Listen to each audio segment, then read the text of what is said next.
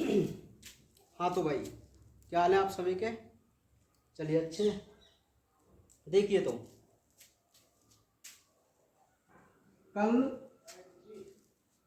जो हमने बात कर ली थी वो चैप्टर 8 को कंप्लीट कर लिया था। ठीक है, तो आप चैप्टर 8 में आपको कोई दिक्कत नहीं होनी चाहिए। ठीक है भाई, तो चैप्टर नंबर 8 में जो अभी तक बोर्ड एग्जाम में क्वेश्चन पूछे गए हैं वो न्यूनता के लक्षण से जो डिजीज होती हैं वो एक एक नंबर के पूछे गए हैं, है ना।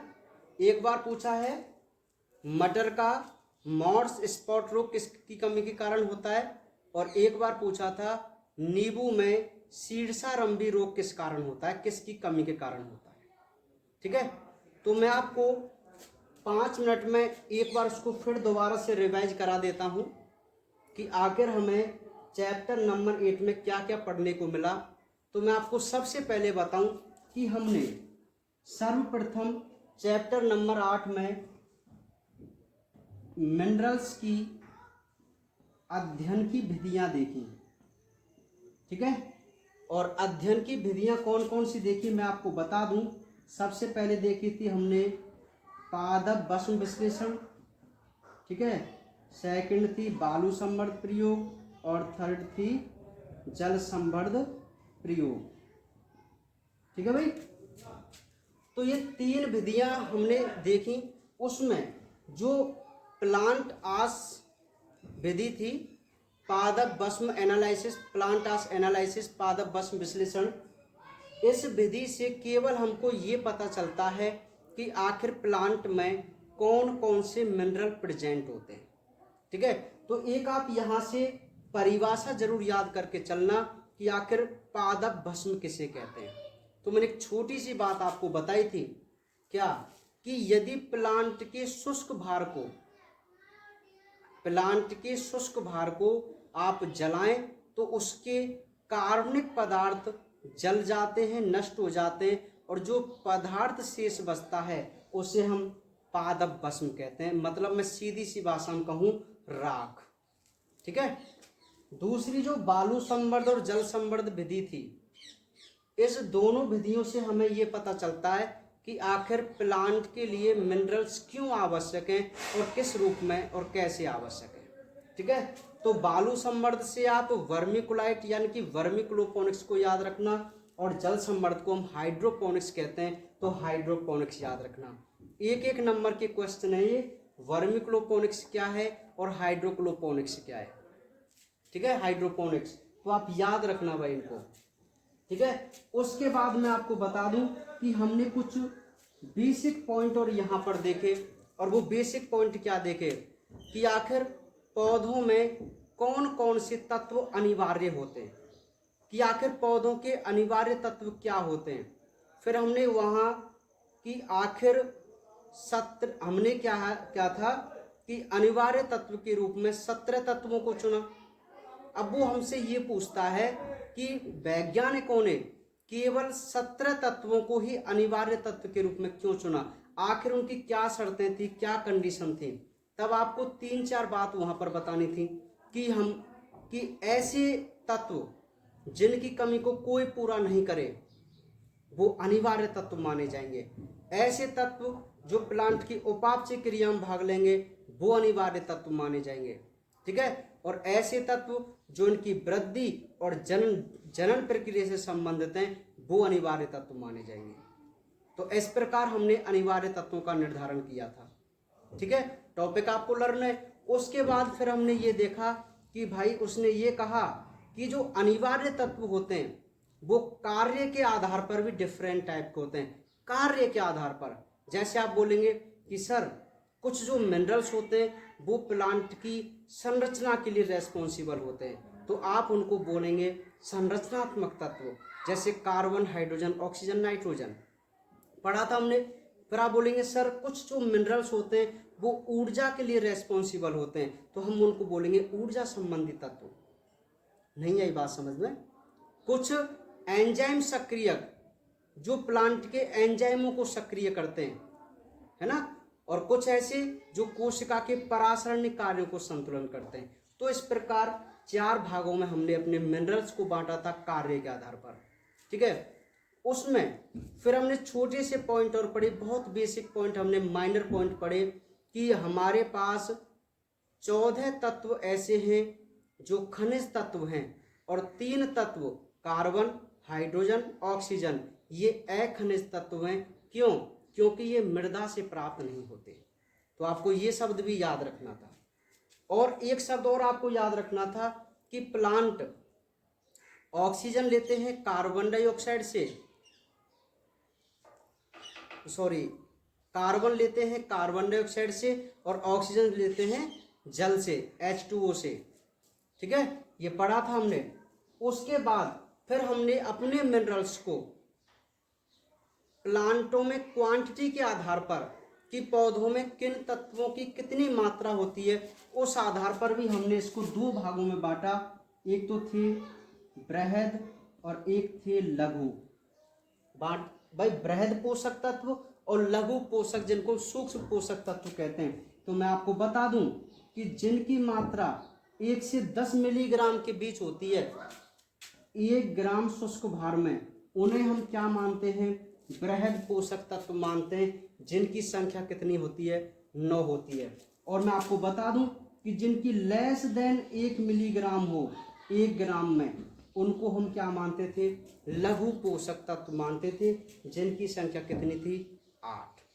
तो आप ये भी याद रखना कि बृहद पोषक तत्व और सूक्ष्म पोषक तत्व क्या है। आप बहुत सिंपल सा आंसर याद रखना कि यदि प्लांट के 1 ग्राम शुष्क भार में किसी मिनरल्स की मात्रा 1 से 10 मिलीग्राम हो तो उन्हें हम बृहद पोषक तत्व कहते हैं, जिनकी संख्या 9 है। तो आप 2-3 बृहद पोषक तत्व जरूर याद रखना एग्जाम्पल के रूप में। ऐसे हमने लघु पोषक तत्व याद रखना है कि यदि 1 ग्राम शुष्क भार में 1 मिलीग्राम से कम कोई मिनरल्स पाए जाते हैं तो हम उन्हें सूक्ष्म पोषक तत्व कहते हैं, जिनकी संख्या कितनी होती है? 8 होती है। तो आप बताइए, यहाँ तक आपको कोई दिक्कत नहीं होनी चाहिए, ठीक है। हमने यहाँ तक देखा। फिर मैं आपको बता दूं कि जो हमारा नेक्स्ट टॉपिक था, देखो हम बिल्कुल टॉपिक से चल रहे हैं और मैं आपको इसलिए इसको दोबारा रिवाइज करा रहा हूँ क्योंकि ये बोर्ड की दृष्टि से ये पूरी यूनिट बहुत ज़्यादा इम्पोर्टेंट है। 9 नंबर की यूनिट है, 9 मार्क, अकेली 9 मार्क की है। आप देख लीजिए 5 नंबर की 1% बनती है, तो अकेली यूनिट पूरी 100% में से 2% आपके लिए देगी। समझ में आ गई बात? इसलिए इस पूरी यूनिट को बहुत अच्छी तरीके से आपको लर्न करना है, समझना है। कोई टॉपिक समझ में नहीं है, कितनी भी बात पूछो, no objection, no problem. Objection तो मुझे होता ही नहीं, ठीक है। हाँ, समझ में आ गई बात? तो आपको पता चल गया यहाँ तक सूक्ष्म पोषक तत्व, बृहद पोषक तत्व क्या है ना। फिर उसके बाद नेक्स्ट जो टॉपिक था वो ये आया कि ये जो बृहद और सूक्ष्म पोषक तत्व हैं, इनकी क्या भूमिका है प्लांट में।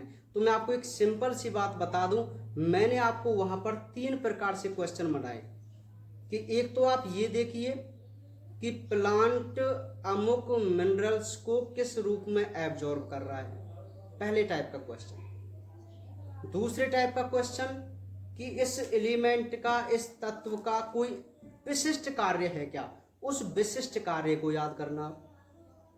तीसरी बात, यदि कोई विशिष्ट ही कमी उत्पन्न हो रही हो तो उस विशिष्ट कमी को आप याद करो। ज्यादा थ्योरी पढ़ने से मतलब नहीं है, ठीक है। मतलब सटीक पढ़ो, आप वो पढ़ो जो हमारे बहुत काम का है, ठीक है।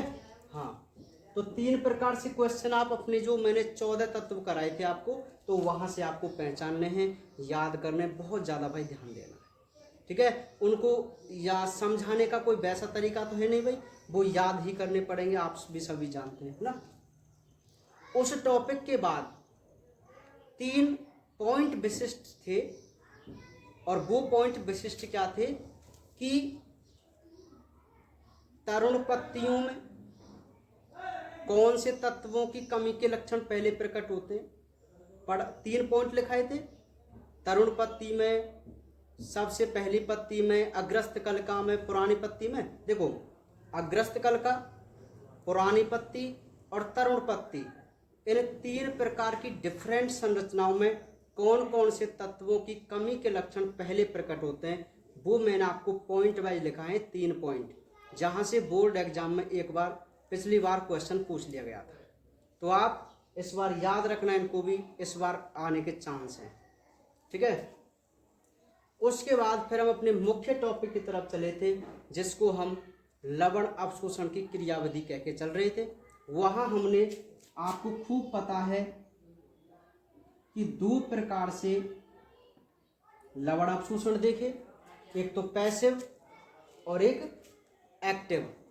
तो पैसिव क्या होता है, निष्क्रिय क्या होता था, एक बहुत ही सिंपल सी परिभाषा होती थी कि यदि प्लांटों में आयनों का अवशोषण विद्युत रासायनिक प्रवणता के आधार पर हो रहा है तो हम उसे निष्क्रिय अवशोषण कहते हैं, और यदि प्लांटों में आयनों का अवशोषण विद्युत रासायनिक प्रवणता के विरुद्ध एटीपी की सहायता से हो रहा है तो हम उसे सक्रिय लवण अवशोषण कहते हैं। देखो, आप जैसी भी सिंपल परिभाषा बना सकते हैं, कोई बाउंडेशन नहीं है, ठीक है। जैसे अभी मैंने आपको परिभाषा बताई, वो देखो चेंज करके बता दी है, समझ में आ गई बात। हाँ, तो ये पैसिव और एक्टिव दोनों प्रकार के अवशोषण की हम डेफिनेशन समझ जाएंगे। मुख्य शब्द है विद्युत रासायनिक प्रवणता, इलेक्ट्रोकेमिकल ग्रेडियंट, ठीक है। तो यदि उसके आधार पर अवशोषण हो रहा है तो आप बोलेंगे पैसिव, और यदि उसके विरुद्ध हो रहा है एटीपी की सहायता से तो आप उसको बोलेंगे एक्टिव, ठीक है। पैसिव जो मिनरल एब्जॉर्प्शन था उसमें हमने 3 थ्योरी पढ़ी।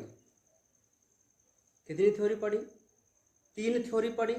उनमें जो सबसे पहली थ्योरी थी वो कौन सी थी, बहुत इंपॉर्टेंट थी, जिसको हम क्या कह के चल रहे थे, मास फ्लो थ्योरी कह के चल रहे थे, सहनती प्रवाह परिकल्पना। बहुत सिंपल सी तो बात थी भाई सहनती प्रवाह के बारे में, कि बाष्पोत्सर्जन खिंचाव के कारण जल प्रवाह के साथ मिनरल्स डायरेक्ट एब्जॉर्ब कर लिए जाते हैं।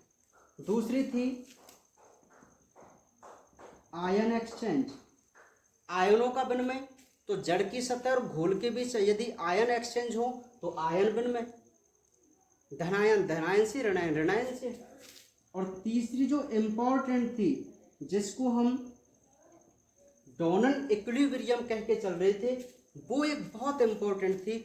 और ये जो इक्विलिब्रियम है, साम्य अवस्था है, उसका मतलब है समान संतुलन बनाए रखना। तो एक यहाँ पर एक छोटी सी बात थी कि जो डॉनन की साम्य अवस्था सिद्धांत था, परिकल्पना थी, यह एक अविसरणशील तत्व या स्थिर तत्व के प्रभाव पर आधारित है, और इसका महत्व यह भी है कि ये विद्युत रासायनिक प्रवणता के विरुद्ध तत्वों को एकत्रित करती है। ये थ्योरी कहती है, थ्योरी खुद नहीं करती, प्लांट करते हैं। एग्जाम्पल मैंने आपको बताया था कि जड़ की कोशिका के पास कुछ ऐसे तत्व होते हैं जो विसरित नहीं होते, तो उन्हें हम अविसरणशील बोलेंगे। तो उसके कारण ही जड़ क्या करती हैं, मिनरल का एब्जॉर्प्शन करती है। तो ये 3 थ्योरी हमने पैसिव में देखी और एक्टिव में देखी, जिसमें सबसे जो इम्पोर्टेंट थी वो थी कैरियर कंसेप्ट, ठीक है, जो कि हमने कल ही पढ़ी है। तो कैरियर कंसेप्ट में मैं आपको एक बार फिर बता दूं कि आप सबसे पहले तो 2 शब्द याद रखो, आंतरिक द्वितीय स्थान और बाह्य द्वितीय स्थान। क्या है भाई आंतरिक द्वितीय स्थान? आप बोलेंगे सर कोशिका का वह भाग जिसमें आयनों का अवशोषण विदाउट एटीपी के नहीं होता या बिना वाहकों के नहीं होता, हम उसे आंतरिक द्वितीय स्थान बोलते हैं। जबकि बाह्य द्वितीय स्थान एक ऐसा स्थान होता है जहां हमारे आयन फ्रीली मूवमेंट करते हैं, ठीक है। ये 2 स्थान हो गए। फिर आप बोलेंगे कि सर इसके जो प्रतिपादक थे हॉनर्ट, उन्होंने ये कहा कि जरूर इन बाह्य द्वितीय स्थान और आंतरिक द्वितीय स्थान के बीच एक ऐसा क्षेत्र है जिसे हम क्या कह रहे हैं, अपारगम्य क्षेत्र कह रहे हैं। तो इस अपारगम्य क्षेत्र को हमें यदि पार कराना है तो हमें वाहक की आवश्यकता पड़ेगी। और उसके 3 उसने चरण बनाए, बहुत ही सिंपल से चरण बताए। वो सबसे पहले कहते हैं कि सर पहले वाहक होता है जो एटीपी से मिलकर पहले एक्टिवेट होता है, और ये जो सक्रिय वाहक है वो आयन से जुड़ जाता है और एक सक्रिय वाहक सम्मिश्र बनता है। सॉरी, सक्रिय भाग में वाहक आयन सम्मिश्र बनता है, और जब ये वाहक आयन सम्मिश्र आयन को विमुक्त कर देता है आंतरिक द्वितीय स्थान में, तो खुद ये अगेन चेंज हो जाता है किसमें, निष्क्रिय वाहक। समझ में आ गई मेरे वीरनों?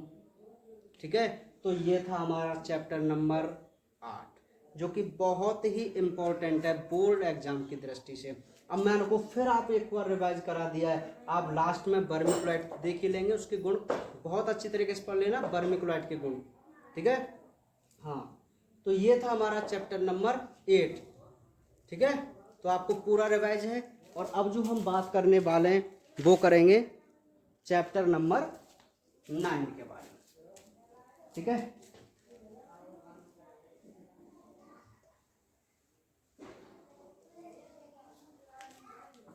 तो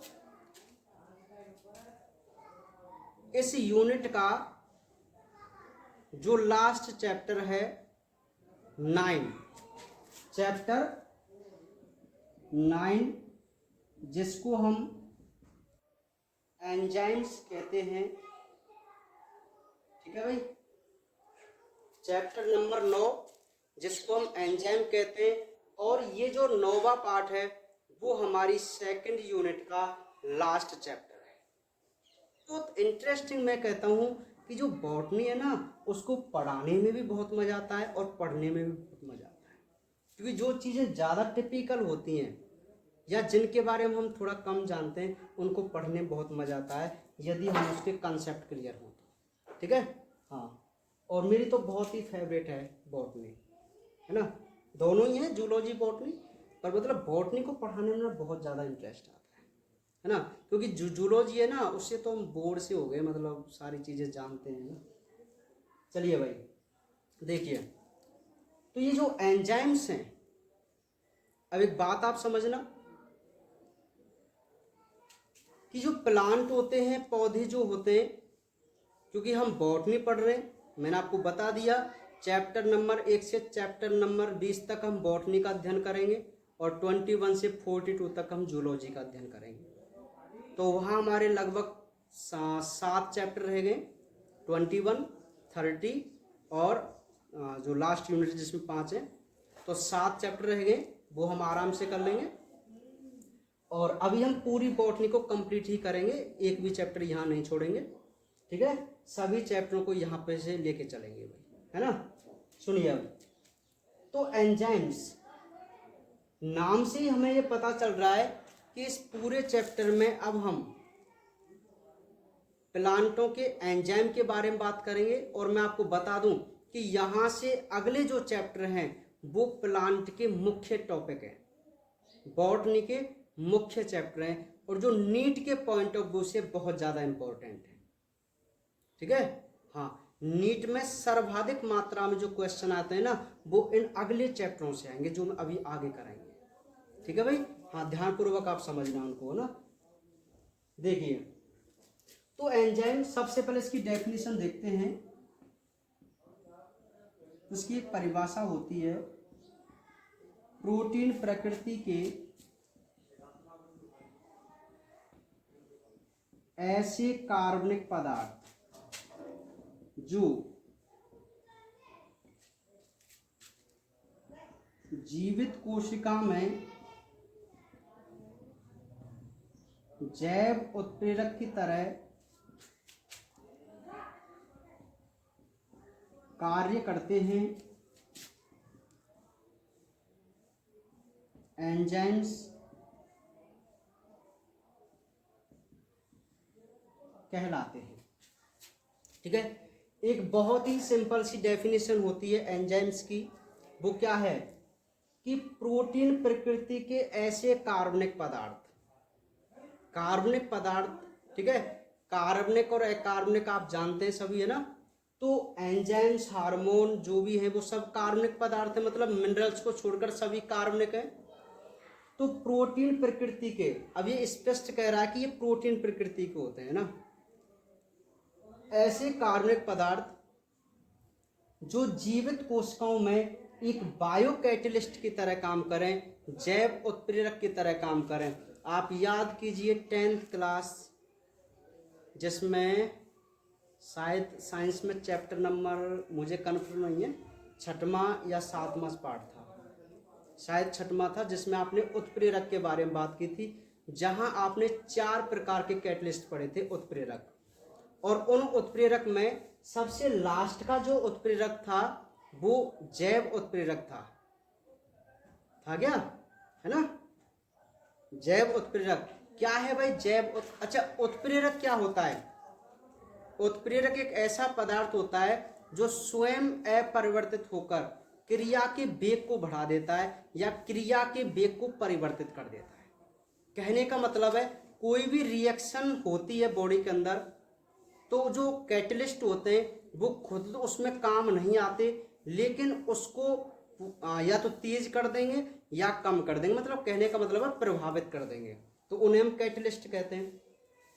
लेकिन कोई कैटलिस्ट यदि बायोलॉजी के क्षेत्र में काम आए, एक एनिमल के शरीर में काम आए, देखो एक कैटलिस्ट तो होते हैं जो हम औद्योगिक कंपनियों में करते हैं, वो तो रासायनिक हैं, लेकिन जो एनिमल के शरीर में कैटलिस्ट की तरह काम करें हम उन्हें बायो कैटलिस्ट कहते हैं, जैव उत्प्रेरक। तो सेम एंजाइम्स जो होते हैं वो हमारी बॉडी में इसी प्रकार होते हैं, आप जानते हैं, जैसे पाचक एंजाइम, पढ़ा है आपने पाचक एंजाइम क्या करते हैं भाई? अरे एंजाइम जो होते हैं वो अपघटन की क्रिया को बढ़ाते हैं, पचाते हैं, डाइजेशन करते हैं, तो एक बायो कैटलिस्ट है वो, ठीक है। तो सिंपल सी बात है, ऐसे कार्बनिक पदार्थ जो जीवित कोशिकाओं में जैव उत्प्रेरक की तरह काम करें हम उन्हें क्या कहते हैं? एंजाइम्स कहते हैं। तो आपको परिभाषा याद हो जाएगी एंजाइम्स की, बहुत सिंपल डेफिनेशन है, ठीक है। अब इसके कुछ इतिहास के यहाँ पर पॉइंट हैं और मैं आपको 3 पॉइंट लिखाऊंगा जो हमें मुख्य रूप से पढ़ने हैं, ठीक है। तो कौन कौन से पॉइंट हैं? सबसे पहला है एंजाइम की जैव उत्प्रेरक के रूप में पहचान।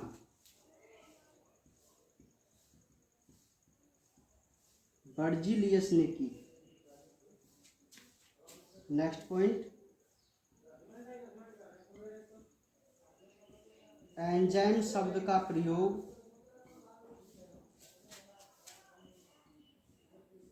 विली कुहेने ने किया, ठीक है।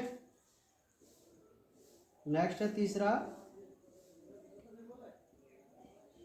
एडवर्ड बुकनर ने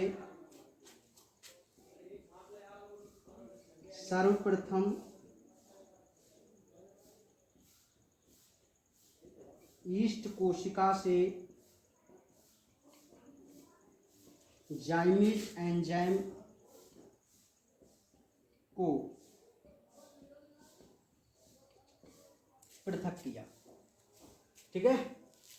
तो मैं आपको बता दूं कि ये जो हिस्ट्री के हैं मेरे अकॉर्डिंग तो बोर्ड में हिस्ट्री के जो क्वेश्चन है वो बहुत ही कम नए के बराबर आते हैं भाई। आज तक तो मैंने ऐसा क्वेश्चन नहीं देखा कोई कि कभी उसने कोई वैज्ञानिक के बारे में पूछा हो, ठीक है। बहुत रेयर चांस होते हैं, लेकिन एग्जामिनर का कोई पता नहीं होता कब क्या क्वेश्चन दे दे, ठीक है। तो हमें इम्पोर्टेंट तो ये 3 जो लाइन मैंने आपको लिखी है वो तो जरूर समझ लेनी है, ठीक है। नीट में तो काम आती हैं। देखिए भाई, तो डेफिनेशन के बाद हमने 3 पॉइंट देखे। तो एक वैज्ञानिक थे वर्जिलियस। वर्जिलियस नाम के वैज्ञानिक ने सबसे पहले यह बताया कि वास्तव में जो एंजाइम होते हैं जो बायो कैटलिस्ट होते हैं, ठीक है। दूसरी बात, एंजाइम शब्द का जो प्रयोग था वो विली कुहेने नाम के वैज्ञानिक ने किया था। कौन से वैज्ञानिक ने? विली कुहेने ने। क्या किया इन्होंने कि सबसे पहले इस जैव उत्प्रेरक को एंजाइम शब्द नाम दिया। तीसरी बात, एक एडवर्ड बुकनर नाम के वैज्ञानिक थे, एडवर्ड बुकनर। इन्होंने क्या किया कि जो ईस्ट होते हैं जिनको हम खमीर बोलते हैं, सैक्रोमाइसिस सेरेविसी, जिनका मुख्य रूप से प्रयोग हम अल्कोहल उत्पादन में करते हैं। आप याद रखना, जो ईस्ट होते हैं वो हमेशा एनारोबिक रेस्पिरेशन करते हैं, अवायवीय श्वसन करते हैं, और जब भी कोई अवायवीय श्वसन करता है तो हमेशा ग्लूकोज से एथिल अल्कोहल या मैं कहूँ अल्कोहल बनता है, और इसका प्रयोग हम अपने बियर वगैरह बनाने में करते हैं। ठीक है, तो जो ईस्ट होते हैं उसकी कोशिका से सबसे पहला एंजाइम जिसको हम जाइमेज कहते हैं वो प्राप्त किया था एडवर्ड बुकनर ने। ठीक है, तो ये हमारे 3 हिस्ट्री के पॉइंट हैं, तो आप तीनों पॉइंटों को नोट कीजिए इनको फटाफट। ठीक है, चलिए भाई, तो यहाँ तक हमने बात कर ली, यानी कि हमको डेफिनेशन पता चल गई और हमें 3 हिस्ट्री के जो मुख्य पॉइंट थे वो हमें पता चल गए। ठीक है भाई, अब जो हमारा पहला टॉपिक है इस चैप्टर का एंजाइम का, तो सबसे जो टॉपिक है वो है भाई एंजाइम की संरचना। क्या है? एंजाइम की संरचना। ये हमारा इस चैप्टर का पहला टॉपिक है जहाँ से क्वेश्चन बनते हैं, है ना। बने नहीं, बन सकते नहीं, बनते हैं, बन चुके हैं। तो देखिए भाई, एंजाइम की संरचना, आज हम ये समझेंगे कि आखिर जो एंजाइम होता है उसकी स्ट्रक्चर कैसी होती है, संरचना कैसी होती है। तो देखिए, सबसे पहले मैं आपको एक बात बता दूं, एक बेसिक पॉइंट मैं आपको यहाँ बता दूं।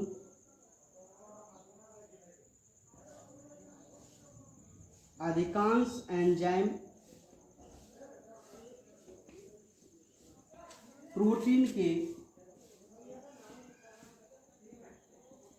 बने होते हैं, लेकिन कुछ एंजाइम में प्रोटीन के साथ अप्रोटीन भाग भी पाया जाता है। तो एक नोट वाली बात है, ऐसे एंजाइम जिनमें प्रोटीन व अप्रोटीन दोनों हों, उन्हें हॉलो एंजाइम, पूर्ण एंजाइम कहते हैं। ठीक है, तो मैं आपको बता दूं कि हमारा जो टॉपिक है वो है एंजाइम की संरचना। तो भाई, एंजाइम के बारे में जैसा कि हम जहां तक जानते हैं कि अधिकांश जो एंजाइम होते हैं वो केवल प्रोटीन के बने होते हैं। किसके बने होते हैं? प्रोटीन के। लेकिन वो ये कह रहा है कि कुछ एंजाइम ऐसे होते हैं जिनमें प्रोटीन के अलावा कुछ अप्रोटीन भाग भी पाए जाते हैं। तो ये तो एक बेसिक पॉइंट हो गया जो आपको लिखना तो है नहीं, तो आपको सिंपल सा सबसे पहला क्वेश्चन यहाँ से मिलेगा, वो आपसे पूछेगा कि पूर्ण एंजाइम या हॉलो एंजाइम क्या है। तो आपकी सिंपल सी जो आप परिभाषा लिखेंगे हॉलो एंजाइम की, वो क्या लिखेंगे कि ऐसे एंजाइम जिनमें प्रोटीन व अप्रोटीन दोनों ही भाग हों, उन्हें हम हॉलो एंजाइम यानी कि पूर्ण एंजाइम कहते हैं। तो आप बताइए यहाँ से डेफिनेशन समझ में आई कि नहीं आई आपको?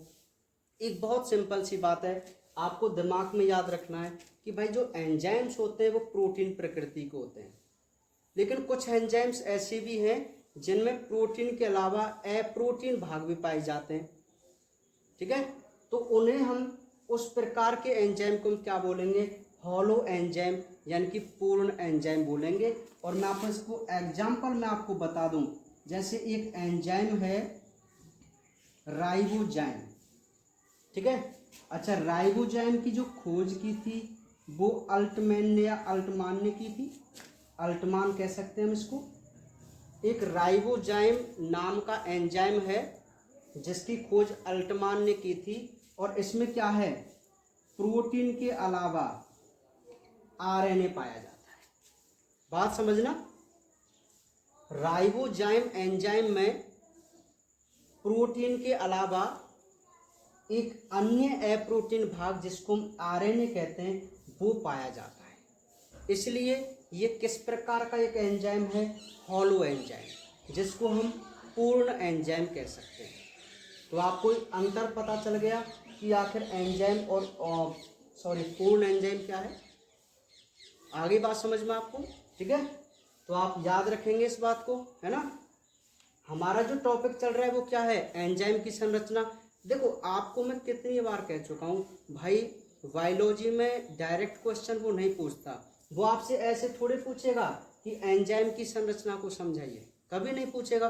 वो तो आपसे यहाँ से क्वेश्चन उठाएगा कि होलो एंजाइम क्या है, पूर्ण एंजाइम क्या है, बस पूछेगा आपसे। उसका एग्जाम्पल भी आपसे पूछ सकता है, ऐसे भी पूछ सकता है उस एंजाइम का नाम बताओ जिसमें अप्रोटीन भाग पाया जाता है, तो आप राइबोजाइम लिखना। और यदि आपको नोट्सों में पीडीएफ में ये नहीं मिले तो आप उसको नोट भी कर लेना, समझ रहे हैं। यदि मैं कोई एक्स्ट्रा शब्द यहाँ पर लिखाऊं और जो आपको नोट्स में नहीं मिले तो आप तुरंत अपने नोट्सों में उसको नोट कर लिया करें, ठीक है। कोई भी एक्स्ट्रा शब्द हो, समझ में आ गई बात? हाँ। और यदि कोई शब्द रह गया है, इम्पोर्टेंट शब्द रह गया है जो मेरे ध्यान से उतर गया, देखो हो जाता है, ऐसी बात नहीं है, कोई कंप्यूटर तो है नहीं, है ना। अब ये तो क्या है, हमारे पूरे कंसेप्ट वो है जो ऐसे थ्योरी बन रही है। हालांकि बिना देखे इस प्रकार की थ्योरी बनाना कोई मामूली काम नहीं है, आप समझदार रहते हैं, ठीक है। हाँ, कोई शब्द रह जाता है, ये तो अभ्यास मानो या कुछ भी मानो आप। तो यदि कोई शब्द रह गया है गलती से जो कि इम्पोर्टेंट है, मैं नहीं बता पाया, है ना, तो आप मुझसे पूछ सकते हैं उसको। ऐसे मत करना कि सर ने नहीं बताया तो ये इम्पोर्टेंट नहीं है, मतलब जो आपको लगता है इम्पोर्टेंट है वो मेरे से रह गया बाय मिस्टेक, ऐसा कम ही होता है, लेकिन फिर भी रह जाते हैं कोई ना कोई शब्द, है ना। हाँ, चलिए भाई। तो ये राइबोजाइम जिसकी खोज अल्टमान ने की थी, वो एक ऐसा एंजाइम है जिसमें प्रोटीन के अलावा आरएनए होता है, जिसको हम अप्रोटीन भाग कहते हैं, ठीक है। तो एक सिंपल सी यहाँ हमें क्या पढ़ने को मिला कि भाई जितने भी एंजाइम होते हैं वो लगभग प्रोटीन प्रकृति के होते हैं, लेकिन कुछ एंजाइम ऐसे होते हैं जिनमें प्रोटीन के अलावा अप्रोटीन भाग भी पाया जाता है, तो हम ऐसे एंजाइम को हॉलो एंजाइम या पूर्ण एंजाइम कह के चलते हैं। तो आपको पूर्ण एंजाइम की डेफिनेशन बिल्कुल समझ में आ गई, ठीक है। हमारा टॉपिक क्या है? एंजाइम की संरचना। तो अभी हम कहाँ पहुंचे? हॉलो एंजाइम पर। अब हम किसकी संरचना देखेंगे फिर? अरे आप तो पूरे एंजाइम की संरचना देखेंगे, आपको प्रोटीन वाले एंजाइम से क्या मतलब है, ठीक है। तो हम जो अब संरचना की बात करेंगे वो एक हॉलो एंजाइम की बात करेंगे, ठीक है। तो यहीं से आगे एंजाइम की संरचना में जो पहला हमारा उद्देश्य था वो आपको यही समझना था कि आखिर एंजाइम में जो हॉलो एंजाइम या पूर्ण एंजाइम आया है वो क्या चीज़ है। तो आपको पता चल गया कि पूर्ण एंजाइम क्या है, ठीक है। अब मैं यहाँ पर नेक्स्ट लिखूँ तो देखिए, हॉलो एंजाइम के दो भाग होते हैं, ठीक है। अब हम जो संरचना पढ़ रहे हैं वो हॉलो एंजाइम की पढ़ेंगे। तो जो हॉलो एंजाइम उसके दो भाग हैं। पहला भाग है एपो एंजाइम और दूसरा भाग है सहकारक। एपो एंजाइम को इंग्लिश में एपो एंजाइम ही बोलते हैं, लेकिन इसको हम कोफैक्टर बोलते हैं, सहकारक को। बात समझना, आपको पता चल रहा है ना हमारा टॉपिक कैसे चल रहा है, कि हम जो एंजाइम की संरचना देख रहे थे उसमें हॉलो एंजाइम पर पहुंच गए।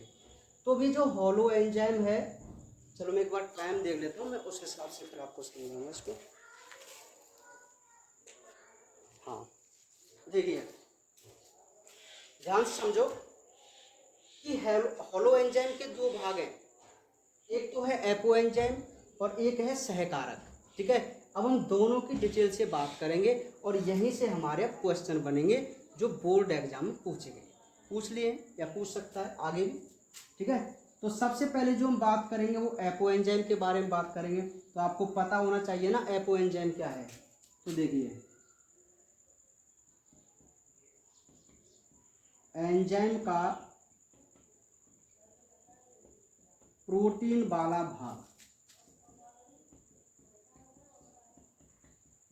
एपो एंजाइम कहलाता है।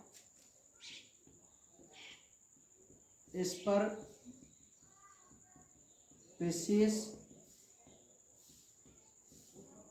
स्थल होते हैं जिन्हें सक्रिय स्थल कहते हैं, जिनसे अभिकारक बंधित होते हैं। देखिए भाई, जैसा कि हमको ऑलरेडी पता है कि हम हॉलो एंजाइम किसको बोल रहे थे भाई। हॉलो एंजाइम वो होता है जिसमें प्रोटीन और अप्रोटीन दोनों ही भाग हो, ठीक है। तो इस आधार पर हमने उसको दो भागों में डिवाइड किया हॉलो एंजाइम को। पहला भाग है एपो एंजाइम और दूसरा है कोफैक्टर, जिसको हम सहकारक कहते हैं, ठीक है। तो एपो एंजाइम क्या है भाई? एपो एंजाइम का सिंपल सी बात ये होती है कि एंजाइम में जो प्रोटीन प्रकृति का पार्ट होता है, प्रोटीन वाला भाग, उस पूरे पार्ट को हम एपो एंजाइम कहते हैं। क्या कहते हैं? एपो एंजाइम कहते हैं, ठीक है। समझ में आ गई बात? तो एपो एंजाइम, अगर आपको एक नंबर में पूछ ले जाए कि एपो एंजाइम क्या है, तो आप क्या आंसर देंगे कि एंजाइम का प्रोटीन वाला भाग क्या कहलाएगा? एपो एंजाइम कहलाएगा। अभी जो एपो एंजाइम होता है, या मैं कहूँ एंजाइम का प्रोटीन वाला भाग होता है, उस पर कुछ विशेष साइट होती हैं, स्थल होते हैं, जिन साइट को हम एक्टिव साइट कहते हैं, और इन्हीं एक्टिव साइट से कोई जो अभिकारक होता है वो जुड़ता है। अरे भाई, एंजाइम का काम क्या होता है? अभिकारकों से जुड़कर अभिक्रिया को तेज करना या कम करना, यही तो होता है। अभिकारक जानते हैं ना, जो रिएक्शन में भाग लेते हैं, अभिकारक से क्या बनते हैं? प्रोडक्ट बनते हैं, उत्पाद बनते हैं, ठीक है। तो अभिकारक एंजाइम से जुड़ते हैं, तो एंजाइम से जुड़ने के लिए प्रोटीन प्रवृत्ति का जो भाग होता है ना, उसी से जुड़ता है भाई। जो हॉलो एंजाइम है, हॉलो एंजाइम, उस पर यदि कोई अभिकारक जुड़ेगा तो वो किस स्थान से जुड़ेगा? एपो एंजाइम से जुड़ेगा, या मैं कहूँ प्रोटीन वाले भाग से जुड़ेगा, जिनको हम सक्रिय स्थल कहते हैं। तो बताइए, आपको एपो एंजाइम को समझने में क्या दिक्कत है? बहुत छोटी सी बात है ना। बिल्कुल, ये बहुत सिंपल सी थ्योरी हमने यहाँ पर लिखी है ना। चलिए, तो एपो एंजाइम आपकी समझ में आ गया। दूसरी जो हम बात करेंगे वो हमारे लिए बहुत इंपॉर्टेंट है,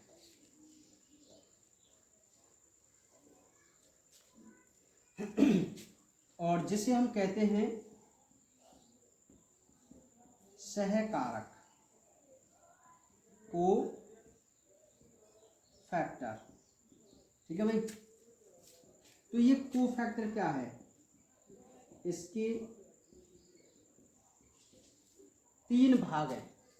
अब ये बहुत इंपॉर्टेंट है को फैक्टर, यहां से बोर्ड में क्वेश्चन आ सकता है, आएगा, ठीक है। तो देखिए, अच्छा, अब आप समझ गए होंगे को फैक्टर क्या होगा। अप्रोटीन भाग को सहकारक कहते हैं। वैसे मुझे लाइन पहले लिखनी चाहिए थी, पर कोई दिक्कत नहीं, आप समझ जाना ना। चलो आप लिख देते हैं। अप्रोटीन भाग को सहकारक कहते हैं। इसके 3 भाग होते हैं। पहला है इम्पोर्टेंट प्रोस्थेटिक समूह, दूसरा है वेरी वेरी इंपॉर्टेंट सह एंजाइम, थर्ड है बिल्कुल भी इंपॉर्टेंट नहीं, सक्रियक। समझ में आ गई बात? ध्यान से समझो, हमारी जो टॉपिक चल रहा है वो एंजाइम की संरचना चल रही है, और जब भी हमने एंजाइम की संरचना के बारे में बात की तो हम पहुंच गए थे किस पर पहुंच गए थे? हॉलो एंजाइम पर। और हॉलो एंजाइम में हमें ये पता चला कि भाई एंजाइम के तो 2 भाग हैं हॉलो एंजाइम के, एक तो अप्रोटीन वाला भाग जिसको हम सहकारक कहते हैं, और एक प्रोटीन वाला भाग जिसको हम क्या कहते हैं, क्या कहते हैं, नहीं है यार, भूल गए, मैं भी भूल गया, ठीक है, याद करना कौन सा पार्ट है, लिखते ना, चलिए, ठीक है। तो ये जो हम कोफैक्टर की बात कर रहे हैं, सहकारक, तो सहकारक क्या है भाई, कि भाई प्रोटीन वाला भाग है उसको तुम एपो एंजाइम कह के चलते थे, जो कि पहला पार्ट है, और जो अप्रोटीन वाला भाग है उसको हम सहकारक कहते हैं। ये अपने दिमाग में बात सेट रखना, ठीक है। अब जो सहकारक है उसके भी 3 भाग बनाए गए, पहला था प्रोस्थेटिक समूह, दूसरा था सह एंजाइम, तीसरा था सक्रियक। अब इनसे एक एक नंबर के क्वेश्चन डायरेक्ट पूछ ले जाते हैं, आपको पता होना चाहिए कि प्रोस्थेटिक समूह क्या है, वो क्या है ना। तो देखिए, जब अप्रोटीन भाग एपो एंजाइम से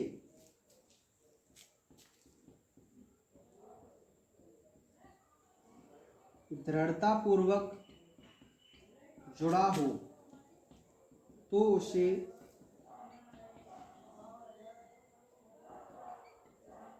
प्रोस्थेटिक समूह कहते हैं। जैसे साइटोक्रोम, ठीक है। दूसरा है सह एंजाइम, जिसको हम, इसका इंग्लिश नाम बहुत ही जरूरी है भैया, को एंजाइम। जब अप्रोटीन भाग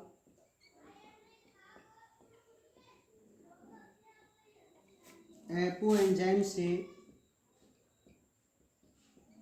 ढीले रूप में जुड़ा हुआ हो तो इसे सह एंजाइम कहते हैं। जैसे NAD कोएंजाइम ए। पहले आप इस थ्योरी को नोट कीजिए,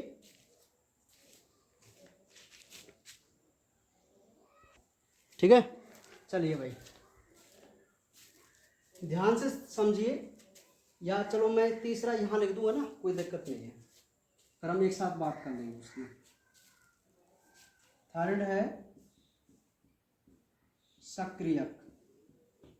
तो देखिए, जब अप्रोटीन भाग कोई अकार्बनिक प्रकृति का धातु या आयन हो, जैसे आयन, ध्यान से समझो भाई, हम जो एंजाइम की संरचना देख रहे थे उसमें हॉलो एंजाइम हमने पढ़ा। हॉलो एंजाइम के हमने 2 भाग देखे, एक तो था भाई एपो एंजाइम, मतलब जो प्रोटीन प्रवृत्ति का भाग है उसको हम एपो एंजाइम कहते हैं, और एक जो अप्रोटीन वाला भाग है उसको हम सहकारक यानी कि कोफैक्टर कहते हैं, ठीक है। तो सहकारक को 3 भागों में बांटा गया। अब यहीं से बोर्ड में एग्जाम में क्वेश्चन आ जाता है, और सबसे ज़्यादा जो एग्जाम में क्वेश्चन आने के चांस हैं वो को एंजाइम के होते हैं, सह एंजाइम के। तो आप ध्यानपूर्वक समझना कि सबसे पहला जो पार्ट है वो है प्रोस्थेटिक समूह। तो क्या होता है भाई प्रोस्थेटिक समूह, कि यदि अप्रोटीन भाग हॉलो एंजाइम का अप्रोटीन भाग एपो एंजाइम से, अब आप एपो एंजाइम जानते क्या है, प्रोटीन वाला भाग, तो एपो एंजाइम से यदि दृढ़ता पूर्वक जुड़ा हुआ हो मजबूती से, तो हम उसे प्रोस्थेटिक समूह कहते हैं। आप एग्जाम्पल याद रखना, साइटोक्रोम, फ्लेवोप्रोटीन, तो आप साइटोक्रोम याद रखना, ठीक है। समझ में आ गई बात। यदि 1 नंबर का क्वेश्चन आ जाए कि प्रोस्थेटिक ग्रुप क्या है, तो आप क्या आंसर देंगे कि यदि एप्रोटीन भाग एपो एंजाइम से मजबूती से जुड़ा हुआ है तो हम उसे प्रोस्थेटिक ग्रुप कहते हैं, जैसे साइटोक्रोम। ठीक है, सेम अपोजिट होता है सह एंजाइम, को एंजाइम जिसको बोलते हैं। उसने एग्जाम में ऐसे ही पूछा था, को एंजाइम क्या है, हाफ ईयरली एग्जाम में आया था, बोर्ड में आ सकता है, को एंजाइम क्या है। ठीक है, इंग्लिश नाम मैंने इसीलिए लिखा है इसका, क्योंकि जो इम्पोर्टेंट नाम है वो मैं लिखता हूँ हमेशा। ठीक है, तो यहाँ इंग्लिश नाम पूछा जाता है तो को एंजाइम मैंने यहाँ इसका नाम लिखा। अब वो आपसे ऐसे थोड़ा पूछेगा कि एक्टिवेटर क्या है, सक्रियक, ना ही आपसे ये कहेगा प्रोस्थेटिक ग्रुप क्या है, प्रोस्थेटिक समूह ही बोलेगा।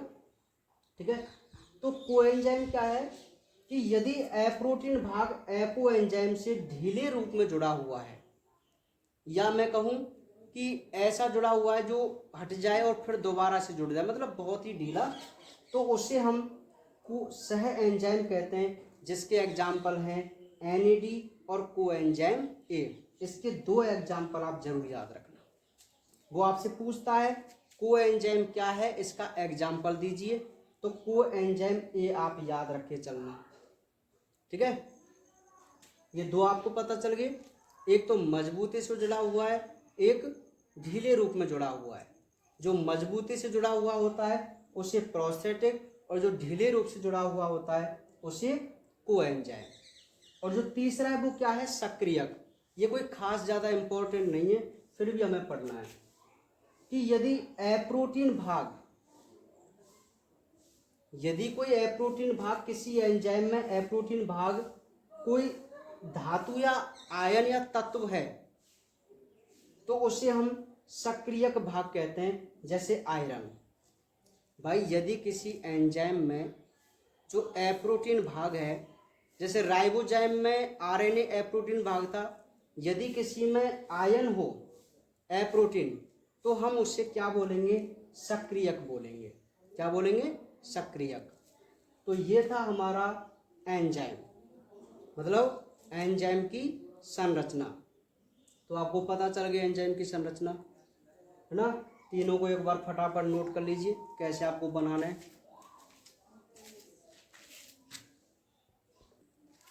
ठीक है, तो ये जो हमारा क्वेश्चन कंप्लीट हुआ है वो इस चैप्टर का पहला टॉपिक, जिसको हम एंजाइम की संरचना कह के चलते हैं, वो कंप्लीट है। ठीक है, बाकी इसका जो डायग्राम की मैं बात करूं तो एक बहुत ही सिंपल सा इसका डायग्राम है भैया। ओवल शेप में आप बना सकते हैं इसको, बिल्कुल राउंड। ठीक है,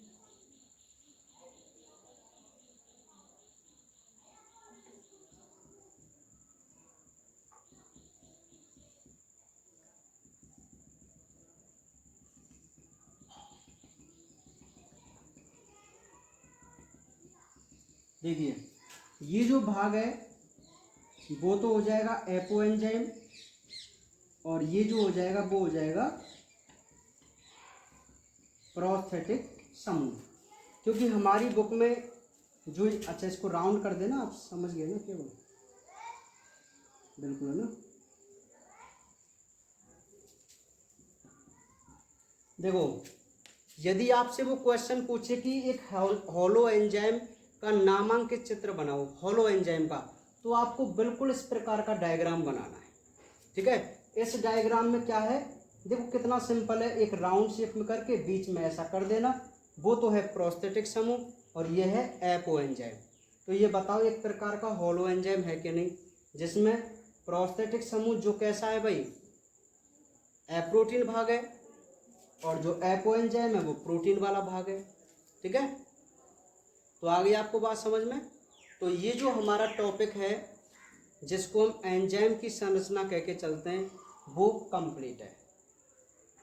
एक तो हमने अभी जो बात की है वो एंजाइम की परिभाषा देखी, उसके बाद हमने हिस्ट्री के कुछ पॉइंट देखे, 3 पॉइंट देखे। उसके बाद हमने बात की एंजाइम की संरचना के बारे में। तो एंजाइम की संरचना में हमने मुख्य रूप से पढ़ा हॉलो एंजाइम, और हॉलो एंजाइम के 2 भाग आप याद रखना, 2 परिभाषा याद रखना कि एपोएंजाइम क्या है, सहकारक क्या है। और सहकारक के जो 3 हमने भाग बताए, जिसमें कोएंजाइम, सह एंजाइम और प्रोस्थेटिक समूह, ये बहुत ज़्यादा इम्पोर्टेंट हैं, जो 1 नंबर में पूछे जा सकते हैं। ठीक है, समझ में आ गई बात। हाँ, तो आप अपने तरीके से भाई इनको याद रखना और बहुत अच्छी तैयारी करते रहो, क्योंकि समय पता ही नहीं चल रहा, यूं ही निकलता जा रहा है, और स्कूल खुलने का भी भैया कोई पता नहीं। ठीक है, तो यहीं से पढ़ते चलिए। समझ में आ गई बात। हाँ, तो इस डायग्राम को बहुत अच्छी तरीके से आप बुक से बना लेना। मैंने तो यहाँ आपको समझाने के लिए बनाया, कहीं यहीं पर वैसे कर दें आप, घसीट लिपि नहीं चलेगी।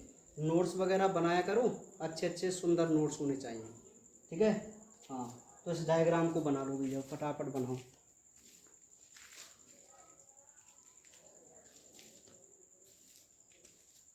सुंदर सा बना लेना बुक से ना। तो बाकी हम अगले टॉपिक में बात करेंगे कल।